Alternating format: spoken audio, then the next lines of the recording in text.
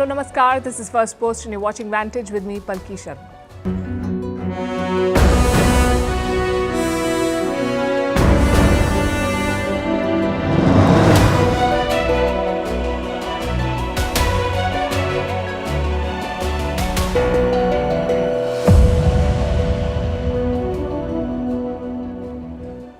China has a new adversary. It's called the Squad, a group of countries led by the US to counter China.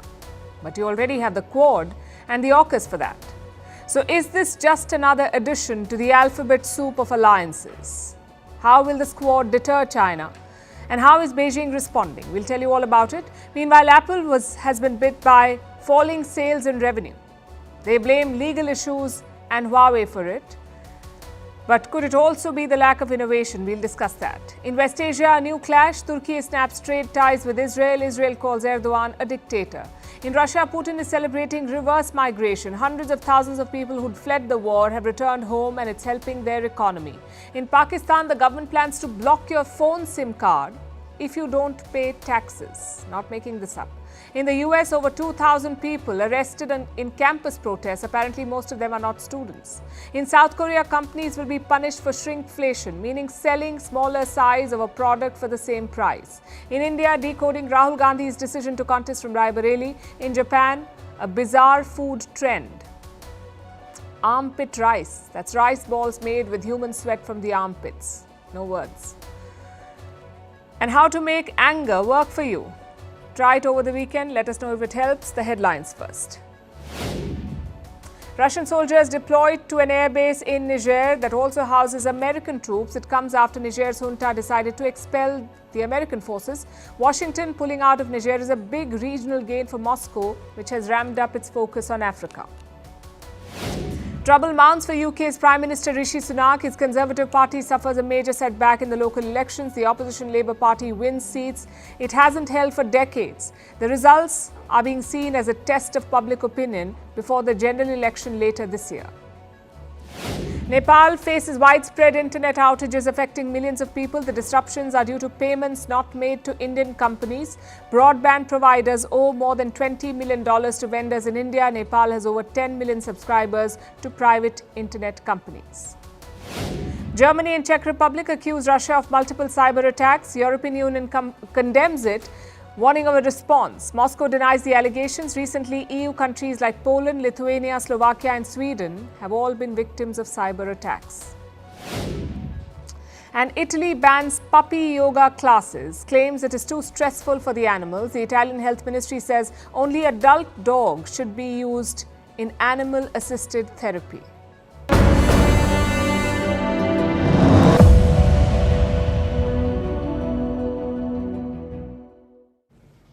Let me ask you a question. Where would the next big threat to the world, to world peace come from? Will the war in Ukraine spread to Europe? Will West Asia flare up again? Or will it be Africa? What about the Indo-Pacific, where tensions are already high? Earlier this week, there was a significant escalation.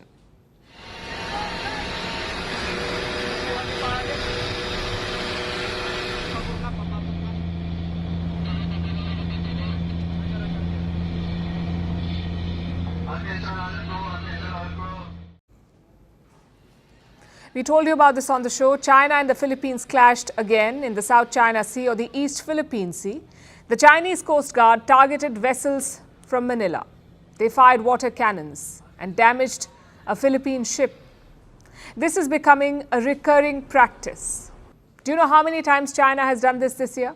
How many times they've targeted Philippine ships in the last 4 months? At least 20 times. And it's unlikely to stop. So what is the solution? How should one push back against Chinese aggression? The US thinks it has the answer. A new regional alliance. They already have the Quad and the AUKUS, but now they've put together a new group with a brand new name. It's called the Squad. And no, we're not talking about a Hollywood film. This involves actual countries. It's an informal nickname given by Pentagon insiders. 4 countries are members of the Squad. Australia, Japan, the Philippines and the US. And what is the purpose of this alliance? To protect the Indo-Pacific. How would they do that? Well, it's a bit like how a neighborhood watch works. In your apartment complex or your community, you hire a team of security personnel who keep a check on the neighborhood and conduct patrols to keep the residents safe. The squad is expected to do the same. The Quad has these 3 members plus India. The Squad has the Philippines in India's place. And they're going to maintain freedom of navigation to keep all ships and boats safe. That is their purpose. The Squad carried out their first military drills last month. It was a joint maritime patrol, and now they're looking to ramp up these drills. Defense chiefs of the Squad met in Hawaii this week. Just last year in Singapore, the defense ministers from Australia, Japan, the Philippines, and the United States met together for the first time. Today's meeting, the second of its kind, built on that momentum, and it helped advance a vision that our 4 democracies share for a free and open Indo-Pacific. He talked about a meeting in Singapore last year. That was the first meeting of the alliance, and now within a year, the Squad has reconvened to devise a plan to counter China. There are 2 elements to their plan. The first is the military drills. They will increase the frequency of such exercises to enhance interoperability, or the ease of working together. The second part is strengthening Manila's defenses. The Philippines wants to modernize its armed forces. It wants to invest $35 billion on defense upgrades over the next decade. Where will the money go? Into buying more ships, aircraft, and radars. And members of the Squad want. Last month, Beijing complained about the joint military drills too. Attempts to bring in external forces to safeguard its so-called security will only lead to greater insecurity for itself, potentially turning itself into pawns in others' schemes. Expect Beijing to keep pushing back. The fact is, China is the aggressor in the South China Sea. It has a massive military presence there. Manila has counted more than 50 Chinese ships and vessels in the West Philippine Sea alone. Taiwan too is on the edge.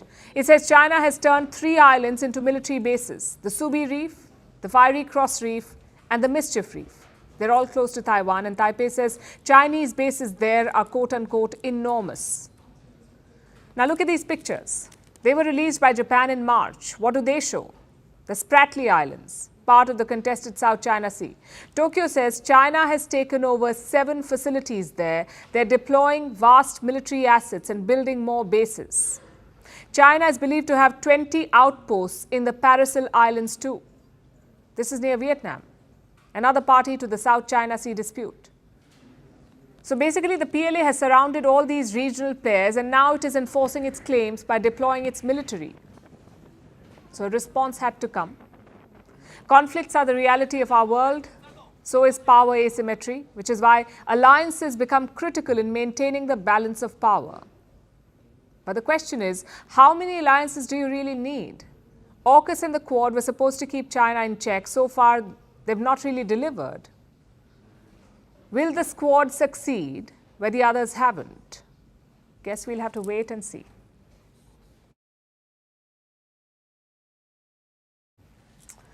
It's hard to become number 1, but you know what's tougher? Staying at number 1. Just ask Apple.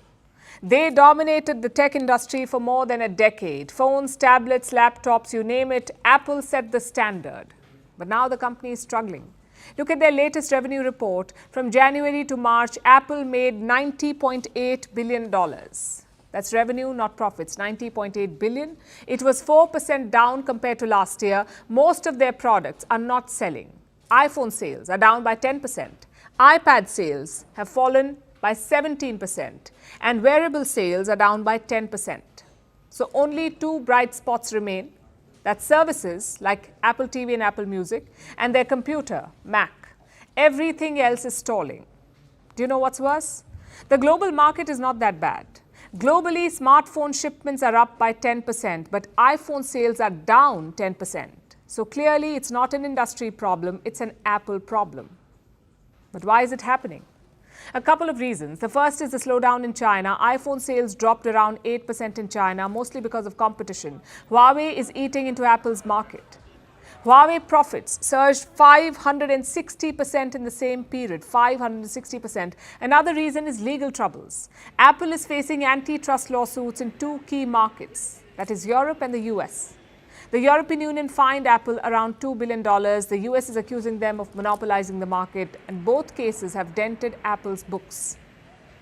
The company says they will turn things around. They have a special event slated for next week. A new iPad is going to be launched, plus the new iPhone will come out later this year. Rumor is it will have a lot of AI magic. If that's the case, maybe Apple can make a comeback. But their struggles do raise some important questions. Like, what does it take to lead an industry? How have other leaders fared? And what role do personalities play? Let's look at examples from the past. The phone market looked very different in the 1990s and 2000s. Nokia was the industry leader. Their peak was around 2008. They made up almost 39% of all mobile phone sales. Samsung was at second place. Now cut to 2012. Samsung overtook Nokia. They had 22% of the market. Nokia had around 19%. So a new industry leader emerged. Again, cut to 2023. This time, Apple overtook Samsung. They had around 20% of the smartphone market. Samsung had 19%. So let's recap this race. From 1998 to 2012, Nokia led the market. From 2012 to 2023, Samsung led the market, and then Apple took over. Nokia's reign lasted around 14 years. Samsung's lasted around 11. Let's look at another industry, photography. For many decades, photography meant one company, Kodak. In 1976, they made up 90% of the US market, 9-0. It was virtually a monopoly. But gradually, competitors emerged like Fujifilm, Nikon, and Canon. By 1999, Kodak's market share was 27%. By 2005, it was 25%. Still, Kodak was a market leader. That would only change in 2010 when Canon overtook them. Today, Canon makes up almost 50% of the digital camera market, and Kodak, they filed for bankruptcy in 2012. So Kodak's reign lasted for more than 2 decades, but it was not a thriving reign, it was a slow death. Another example is Blockbuster, a movie rental chain in the US. Their first shop opened in 1985, and in 20 years, they had 9,000 locations.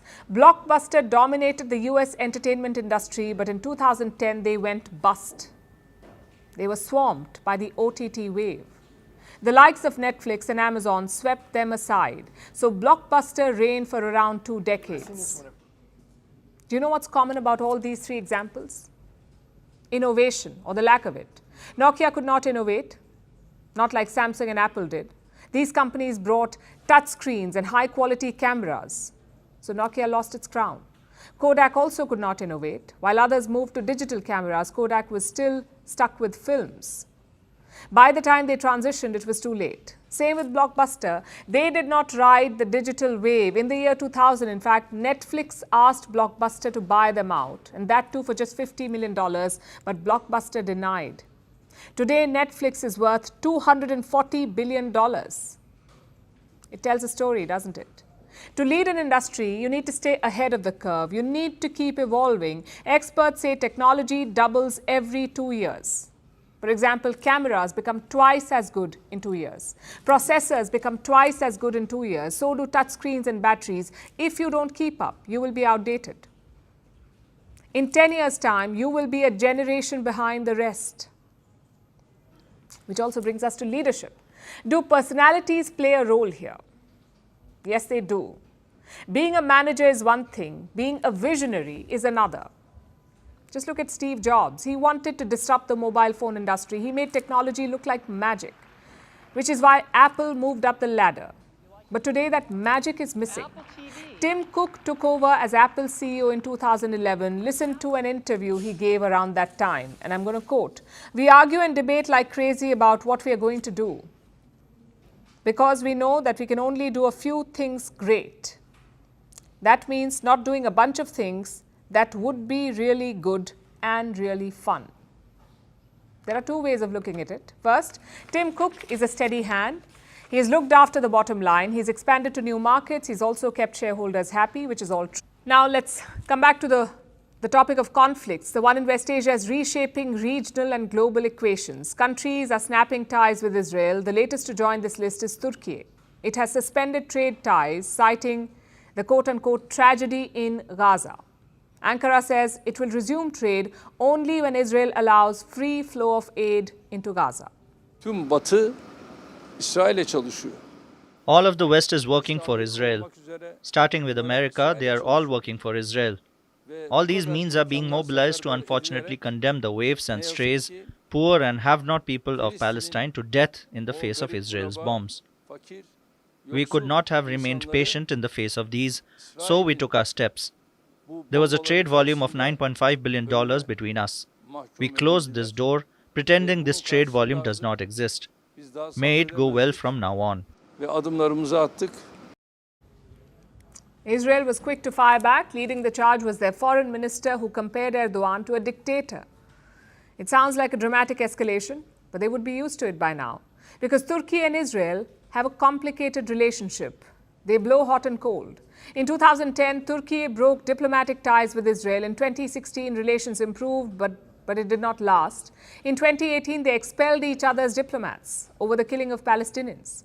In 2022, things looked up again. When the Turkish economy was struggling, Erdogan needed a boost, so he hosted Israel's president, also Israel's then Prime Minister, Yair Lapid. So the two countries were warming up to each other. As a result, trade improved. Between 2018 and 2022, Turkish exports to Israel doubled. In 2023, bilateral trade was worth $7 billion. Turkey was Israel's 13th biggest export market. Israel was Ankara's 5th biggest source of imports, so things were going well. Then came October 7th. Hamas attacked Israel. West Asia plunged into war. In the early days, Erdogan was more measured. He urged restraint. He offered to mediate. Turkey had ties with Hamas. They also had a relationship with Israel, so Erdogan thought he was the best suited to play peacemaker. He pushed for a political solution to the crisis. But then his tone changed. He branded Israel as a terrorist state. He hit out at Israeli Prime Minister Netanyahu and compared him to Hitler. He also called Netanyahu the butcher of Gaza. Erdogan was mostly playing to the galleries. His political base at home is Islamist. It is pro-Palestinian. So when the death toll in Gaza rose, he had to speak out. But most of it was rhetoric. It did not really lead to any change on the ground. Diplomatic relations remained intact and trade continued between the two countries. Then came the local elections in March in Turkey. Erdogan's AKP party suffered its worst defeat in 2 decades. Why? Because they lost out on religious voters. The traditional voter base of Erdogan's party had shifted. They voted for the Islamist New Welfare Party, a party that has called for harsh measures against Israel. Of course, this defeat was a setback for Erdogan. He was trying to balance domestic politics with international relations. The outcome was far from ideal. So he's changed tack now and made a complete U-turn. Last month, Erdogan imposed trade restrictions on Israel. Export of 54 products was restricted. And this month, Turkey has joined South Africa's genocide case against Israel at the ICJ, the International Court of Justice. In accordance with the political decision taken, I would like to announce here for the first time that we, as Turkey, have decided to formally intervene in the legal case filed by South Africa against Israel at the International Court of Justice. And now a complete breakdown of trade ties. It tells you about Erdogan's strategy. When the war broke out, he eyed a bigger role in West Asia, the role of a peacemaker and a regional leader. It did not work out for him. He fell off that diplomatic tightrope. So now he is opting for the other road. And he's not the only one doing this. More and more countries are cutting ties with Israel for different reasons. Colombia did it today. It ended all diplomatic relations with Israel. Bolivia has done the same. Other countries have not gone as far as severing ties, but they've withdrawn diplomats, like South Africa, Bahrain, Chile, Honduras, and Jordan. When Hamas attacked Israel, the world was on their side. They condemned the attack and pledged solidarity with Israel. But over 200 days later, the sentiment has clearly shifted, and Israel finds itself more and more isolated in the world.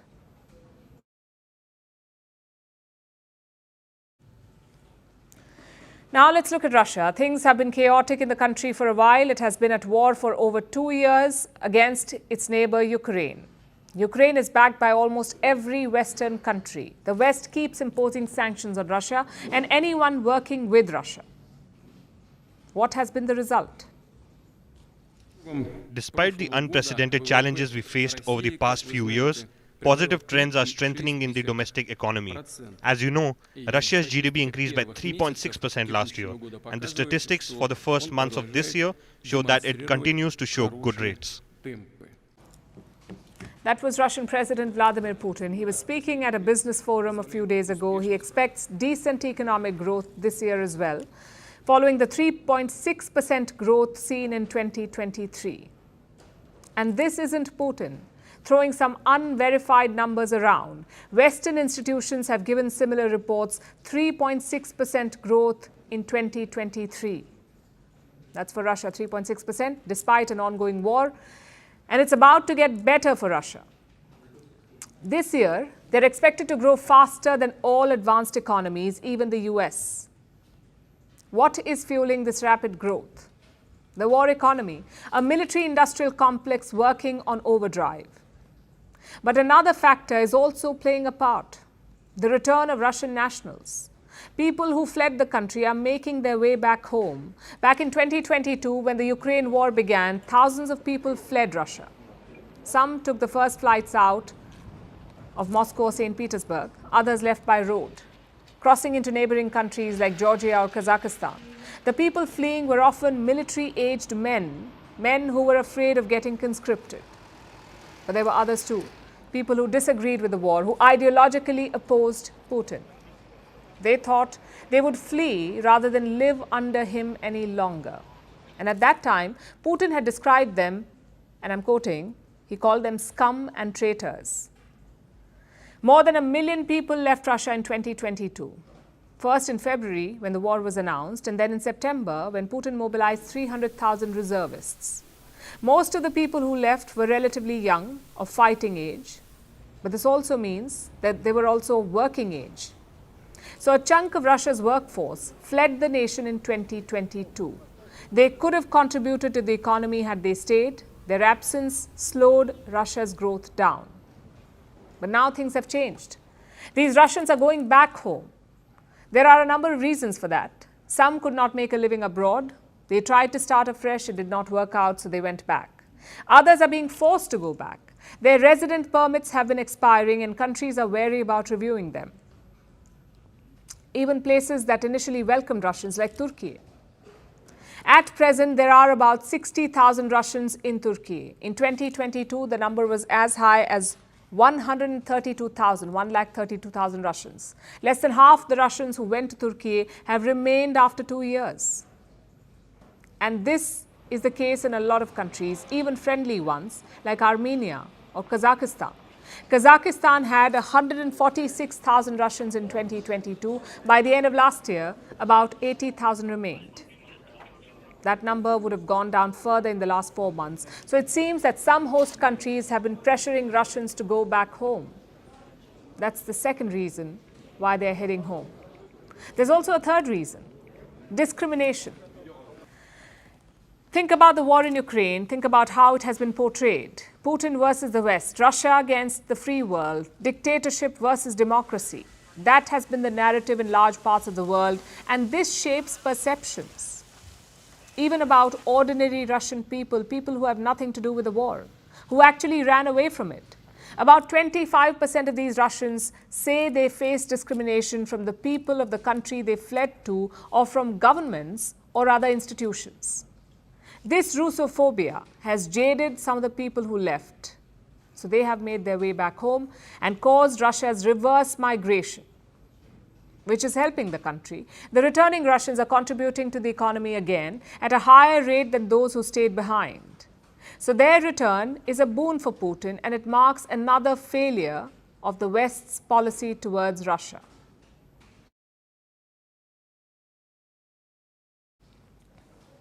Now let's look at Pakistan. India's noisy neighbor is making headlines again. It's about a financial matter, not your usual loan or default news.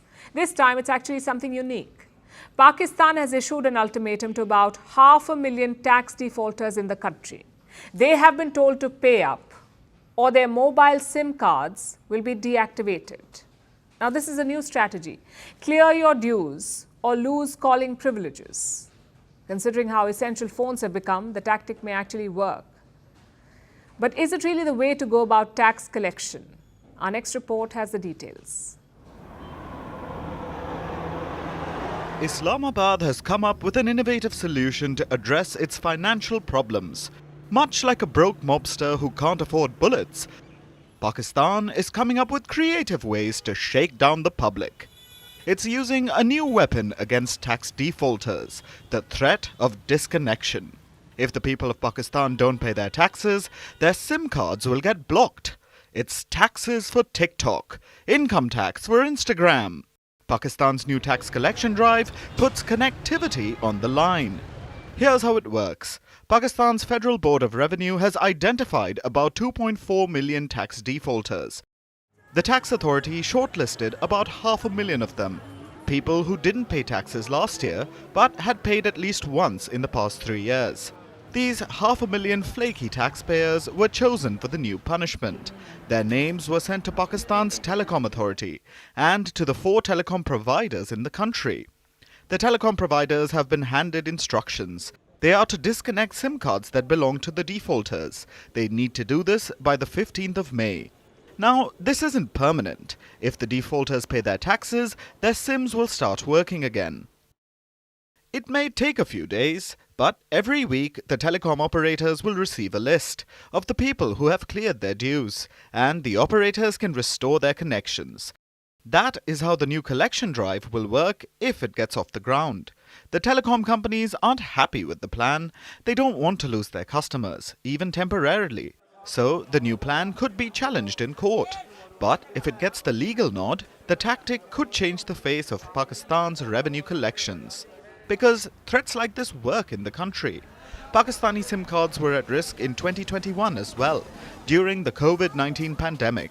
Pakistan is notoriously anti-vaccine, even when it comes to basic vaccines like the one for polio. Many in Pakistan refused to take the COVID jab when it came out. So states like Punjab and Sindh threatened anti-vaxxers with disconnection. The plan worked. Pakistan's vaccine rate got a shot in the arm. People didn't care about COVID, but they didn't want to lose their calling services. So the SIM severance scheme has worked in the past. But this isn't always the case, at least in other countries. Nigeria tried something similar a few months ago. People were told to link their SIM cards to their national identity numbers. They were also threatened with disconnection. But in Nigeria, it seems that threat didn't really work. People allowed their SIMs to get blocked, especially if they were secondary SIMs. Who's to say that won't happen in Pakistan? After all, a new SIM may cost less than clearing all the taxes. But even if it works, even if it is a successful scheme, should this be allowed? What happens if the government gets it wrong? If they target the wrong person? A mobile phone connection is crucial in this day and age. It could cost someone their daily bread and butter, maybe more. Blocking a SIM card is a drastic step. So, should governments be allowed to weaponize it? Free Palestine! Free, free, free Palestine!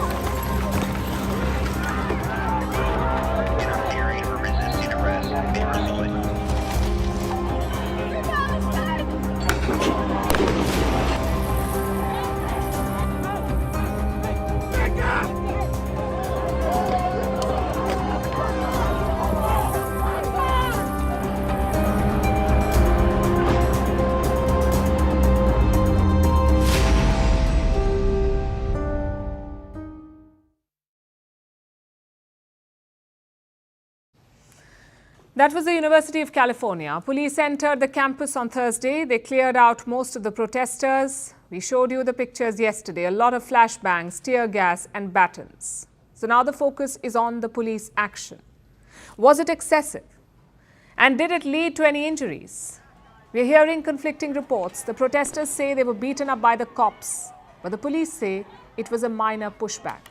I was on the front lines. I was, the cops hit me with their batons and they grabbed me. I did not resist arrest, but they grabbed me and I said, okay, at this point, the bets are off. The school rather physically intimidate their students, eventually hurt their students, rather than even consider divestment. We consider it a successful, incident. We didn't see no injuries on both ends. Our officers were able to remove the agitators. We're still working on a few agitators that are still on campus. However, we are making progress. The crackdown isn't over though. Some protesters remain on the UCLA grounds. They're facing off with the police, so another showdown could be looming. Plus, there are operations elsewhere, like at Portland University. Protesting students had occupied a library there, so the cops charged into the campus. Take a look.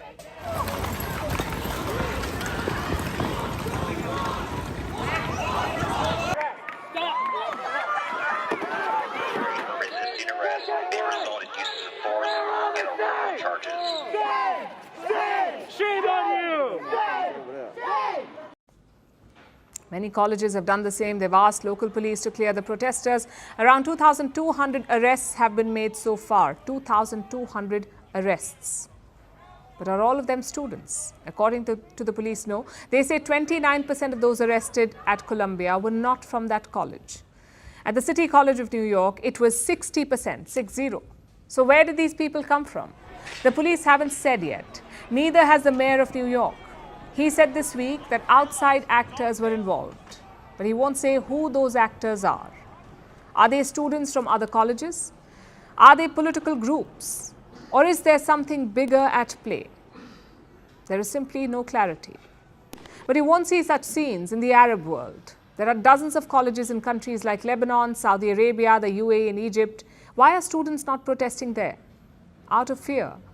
Their regimes are pro-Palestine, but they frown upon protests. Most Gulf states have banned public demonstrations. You need the regime's permission to protest. Plus, being arrested in Saudi Arabia is not like being arrested in New York. The consequences are very different. So you'll see a lot of anger on Arab social media, but very few college protests. Elsewhere, that's not the case though. Look at the scenes in Australia. Students at the University of Sydney are protesting. They too have set up tents. Same scenes in Mexico. Pro-Palestine students have set up tents in the capital. They're showing solidarity with their American peers. And in France, things got physical. Students at Sciences Po occupied the college building, so riot cops were called in. Take a look.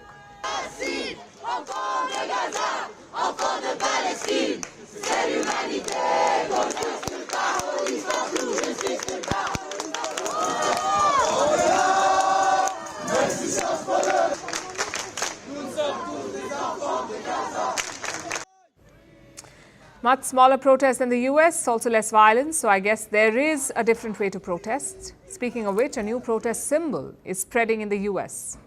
You may expect something sophisticated, but it's not. It's a water jug. And the origin story is quite interesting. Last month, police entered a college in California. They tried to clear out the protesting students, but some of them pushed back. How? Using an empty water jug.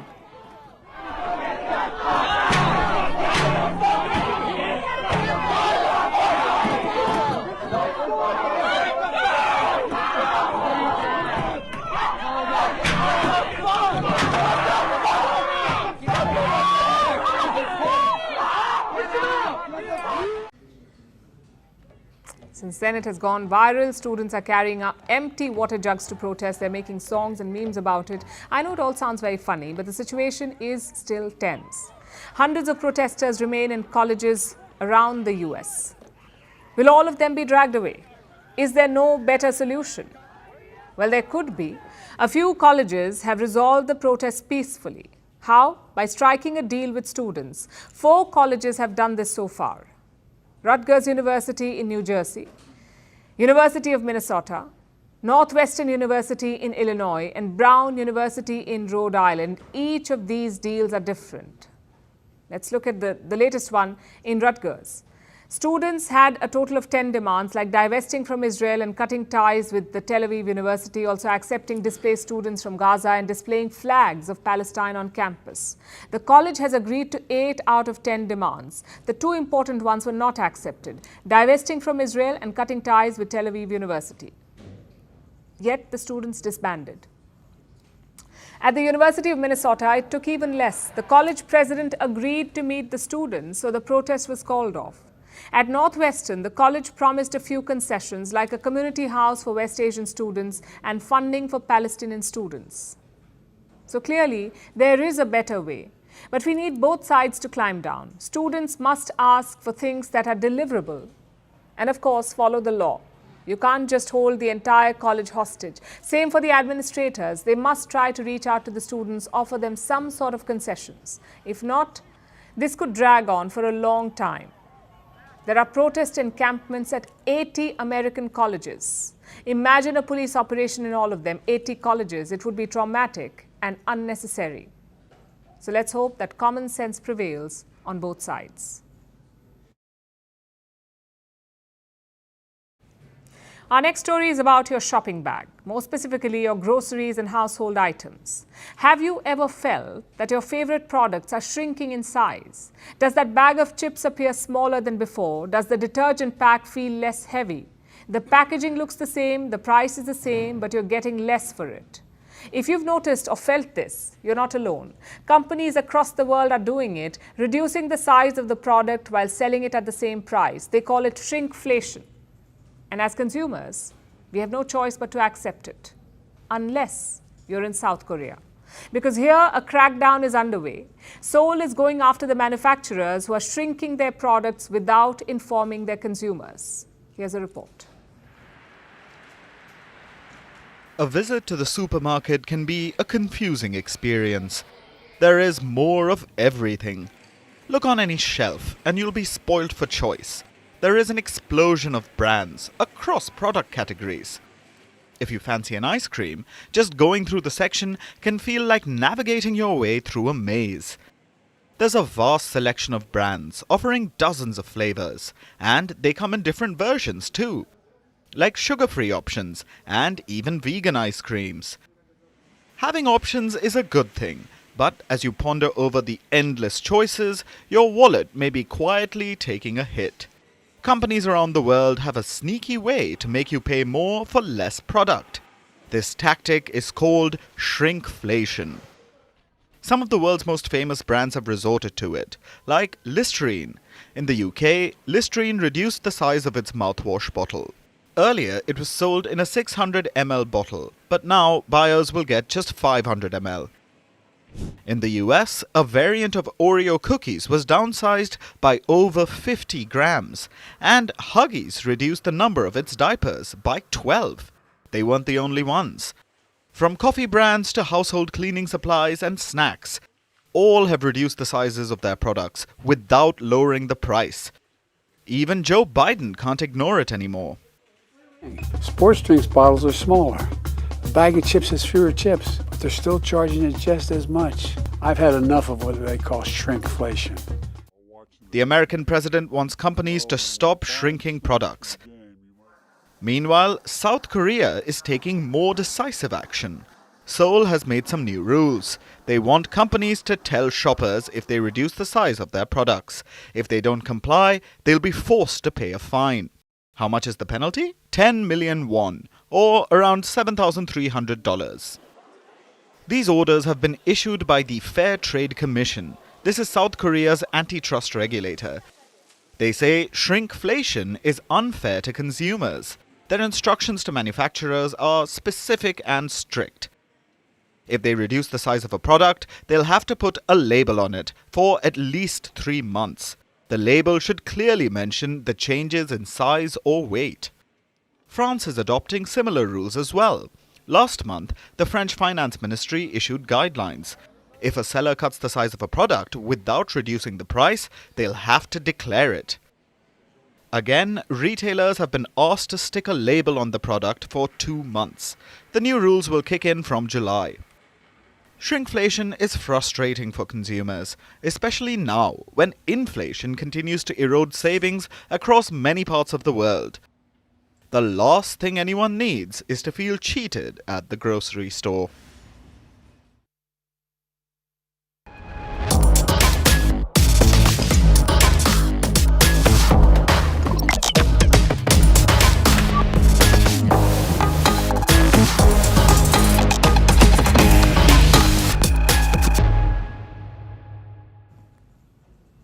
All the speculation is over. Congress leader Rahul Gandhi will fight from a second seat, but it's not Amethi. Rahul Gandhi has gone with Rai Bareli.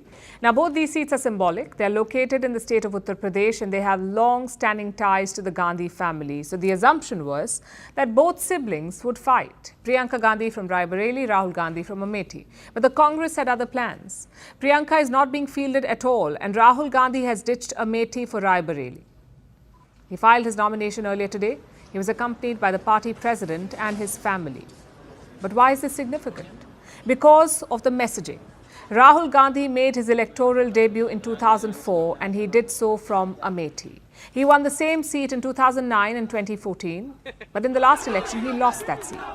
Back then, Rahul Gandhi had promised to win back Amethi to return 5 years later. Instead, he has shifted to another seat. So the BJP is having a field day. Prime Minister Modi accused Rahul Gandhi of running from a fight. मैंने पहले ही बता दिया था कि शाहजादे वायनाड में हारने वाले हैं और हार के डर से जैसे ही वायनाड में मतदान समाप्त होगा वो दूसरी सीट खोजने लग जाएंगे और अब दूसरी सीट पर भी उनके सारे चेले चपाटे कह रहे थे अमेठी आएंगे लेकिन अमेठी से भी इतने डर गए वहां से भागकर अब रायबरेली में खोज रहे हैं रास्ता. Couple of questions here. First, why Raebareli instead of Amethi? And second, why contest at all? Rahul Gandhi is already fighting from another seat in Kerala. It's a long-standing Congress stronghold, so victory is pretty much assured. Why then did he pick a second seat? Let's look at both these questions. Raebareli has long been dominated by the Gandhi family. In 1952, it was won by Firoz Gandhi. That's Rahul's grandfather. Indira Gandhi won the seat in 1967, 1971 and 1980. Then in 2004, Sonia Gandhi won the seat. She was re-elected in 2009, 2014 and 2019. That last victory was very important because the Congress party managed only one seat in Uttar Pradesh and that one seat was Raebareli. So long story short, it's a safe bet. The Congress party has won by more than 160,000 votes in 2019. So Rahul Gandhi had a good chance. Certainly better than Amethi. He lost that seat. He lost Amethi by more than 55,000 votes last time. So clearly he wasn't confident about it, which brings us to the second question. Why contest at all? Because of the symbolism. Uttar Pradesh has around 80 seats in the Lok Sabha. That's almost 15% of the total. Politically, it's a very important state, probably the most important one. So contesting from there is a political statement, sort of like leading from the front or fighting where the action is thick. But will it actually work? There are 4 factors to note here. First, it's still a risky move. I know we said Raebareli is a safe seat, but elections are tricky affairs. The Congress has already been routed from the Hindi heartland. So a loss in Raebareli is not impossible. If that happens, it would be a double whammy. Rahul could become the leader who lost both his family bastions, first Amethi, then Raebareli, and there is an element of risk there. Secondly, what sort of message does it send? We know that Rahul Gandhi has prime ministerial ambitions, yet he can't fight for his old seat. The Congress has nurtured Rahul's image as a fighter, but this move suggests the very opposite, that he is not ready for a tough fight, and chances are that will hurt the morale of his party workers. Thirdly, what about Priyanka Gandhi? In the last few years, she has led the campaign in Raebareli. Sonia Gandhi's health did not allow her to campaign, so the Congress deployed her daughter. We keep hearing about her looming electoral debut. Well, this was the perfect chance, but the party decided otherwise. And finally, the fourth factor. What about his seat in Wayanad? Assuming that he wins both, Rahul is expected to drop Wayanad. The people there may not like that. They voted him to the Lok Sabha when Amethi did not. And how does he repay them? By picking another seat. So there's a lot of factors at play here. But we'll have to wait and see how things play out. Raebareli will be voting in the 5th phase of the elections, that's on the 20th of May. And when the results come in, we'll see if this move worked or not.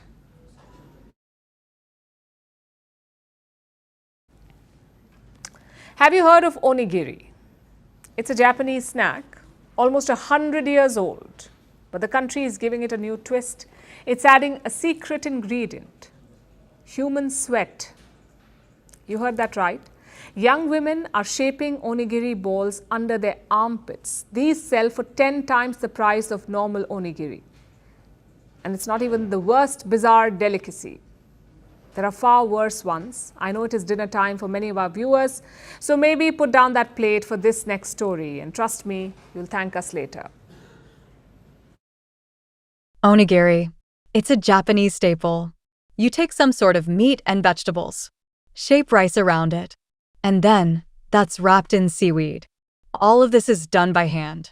The dish is portable, easy to eat, and the Japanese love it. But the beloved Japanese dish is getting a new twist. A secret sauce, if you could say so. Human sweat. You heard that right. Maybe Japan decided the dish needed some umami. So, they're utilizing the natural umami essence of sweat glands. The dish is being prepared by young women. They use their armpits to roll the balls. First, they are completely disinfected. Then, these women exercise. This is to produce the sweat, the master ingredient. And finally, they get down to rolling the balls. They use their armpits instead of their palms. The finished product is apparently a delicacy. It sells for ridiculous prices, almost 10 times that of a normal onigiri. Of course, the reactions have been quite mixed. One diner said it tasted no different, but others have some questions. Why it was needed in the first place? Plus, what about hygiene? What if the person making it was sick? Will you fall ill after eating it then? But sweat isn't even remotely the worst thing in food. There have been far worse. Take tongsul, for example. It's a Korean rice wine. But here's the catch. Apparently, IT uses the feces of a human child to ferment the wine. If you are already grossed it, trust me, there's more. In China, they have something called virgin boy eggs. It's a traditional dish of dongyang. How's it made? To make this dish, you need eggs and urine. Yes, urine. The eggs are boiled in the urine of young boys, preferably under the age of 10. Thus the name, virgin boy eggs. And it's not all just savory treats. There are some sweet ones too. Like this bizarre flavor of ice cream in London. It was all the rage, and even sold out in days. But IT wasn't your original ice cream. It was breast milk ice cream. 15 women produced milk to make the first batch. The store founder said, "If it's good enough for our kids, it's good enough to become ice cream." Clearly, these dishes are not for the faint-hearted.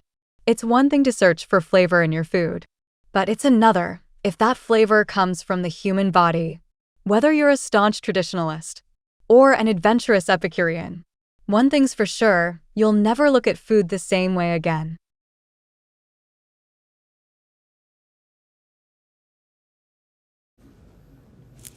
Take a moment. Our last story tonight is about an emotion. It occurs like a spark in your brain, almost like a flash of fire, and causes your blood to boil. But it manifests in different ways, from a brooding face to a river of tears to a scowl, scream, or punch. You guessed it, I'm talking about anger. Scientists believe evolution gave us anger. It has been hardwired into our brains over millions of years. Now, the frequency and intensity differ. For instance, people can feel angry anywhere between once a day to a few times a week. 21% of workers, according to a study, regularly feel angry at work. The remaining 79%, not so much. Meanwhile, some countries are angrier than others. The reasons vary as well, from conflict to political or economic stress, but everyone experiences anger similarly. Every time you feel shortchanged, the brain sounds an alarm and your body thinks that it is under threat. This triggers the body's fight or flight response. It floods you with stress hormones, increases the heart rate, increases breathing, and the body prepares for physical aggression. So if you want to fight someone when you're angry, it's because your body is urging you to do so. But there's a downside here. In most cases, this is not good for your health. According to a new study, anger can adversely affect the health of blood vessels. It can chronically impair them. And this is not the first study of its kind. Anger is known to increase the risk of heart attack, stroke, hypertension, high blood pressure, poor metabolism, and respiratory problems. It can fuel chronic stress or trauma and interfere with work and relationships. No wonder anger gets a bad rep. But here's the catch. It doesn't have to be this way. Anger is vastly misunderstood. Scientists say that anger is not a completely negative emotion. You have to learn how to harness it. If you don't shut down your anger, but channel it, it can actually help you. According to research, anger can be a great motivator, more effective in motivating people than a neutral emotional state. Anger can help you overcome obstacles and meet your goals. If you don't repress it, it can actually help physical and emotional health. That's what experts are saying now. So how can you make your anger work for you? For starters, accept it. Anger is one of the most primitive emotions, meaning feeling angry is as human as it gets. So accept and then unpack your anger. Experts say burying anger can lead to despair and resentment. So process it. Which brings us to the third step, which is problem solving. Anger may seem blinding, but it can also provide clarity. It can make you aware of why you feel angry and what you can do about it. So you can come up with a solution, maybe have your personal concerns to address, or maybe a bone to pick with someone. And that doesn't have to be all bad. Studies say expressing anger and having a confrontational discussion can sometimes improve relationships. But while you process anger, be careful about how you blow off steam. Research proves that venting does not help. Neither does smashing things. It causes your anger to escalate rather than diminish. Instead, science urges you to try activities that calm you down, like taking a deep breath or listing down angry thoughts, then shredding the paper. I know it all sounds bizarre. After all, when you want to throw a plate at someone, the last thing you would do is look for pen and paper. But there must be middle ground. So figure out what works for you. We'll give it a shot too. Let's share notes later. And now it's time for Vantage Shots, images that tell the story. In Vietnam, millions of fish die as heat wave continues to roast the country. In Russia, the army parades military hardware in central Moscow ahead of a nighttime rehearsal. And Australia has launched a new rocket fueled by candle wax. Finally, we're taking you back in history. On this day in 1979, Margaret Thatcher was elected as the Prime Minister of the UK. She was the country's first female Prime Minister, the first woman to lead a major Western power, and also the longest serving British Prime Minister in 150 years. We're leaving you on that note. Thanks for watching. Have a great weekend.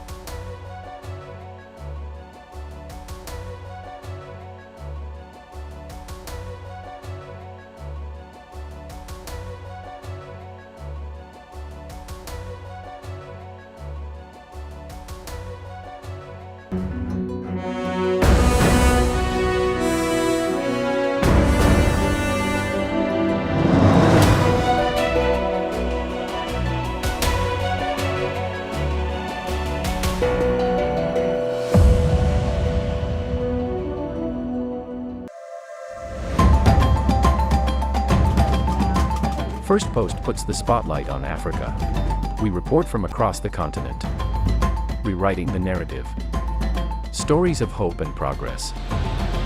Amid coups, conflicts, and climate crisis.